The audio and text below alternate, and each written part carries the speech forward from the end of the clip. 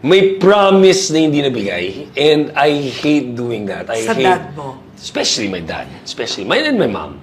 And my mom's turning 80 this year. And actually, nung papunta nga kami sa graduation, nasa Grab kami. It's just that I remember my father's face, yung disappointment na, my mother's face, yung disappointment nila nung sinabi kong hindi ako magtatapos. Going to the recognition pa lang recognition of graduates. When I was on my way, I was wearing my toga. Umiiyak ako sa Grab, hindi ko mapigilan talaga. Gusto kong ihinto, pero lumalabas talaga. Sabi ng miss ko, sige na, ano lang, magtago ka na lang, pero ilabas mo. So, umiiyak talaga ako na gano'n. Hindi ko na matago kasi gumagano talaga, hagul-gul talaga. Oh, that void suddenly was filled.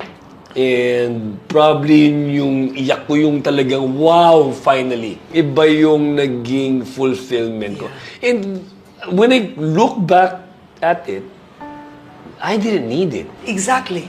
Oo. Kasi maraming artista hindi nakakapagtapos ng kolehiyo because they start working. Is it important?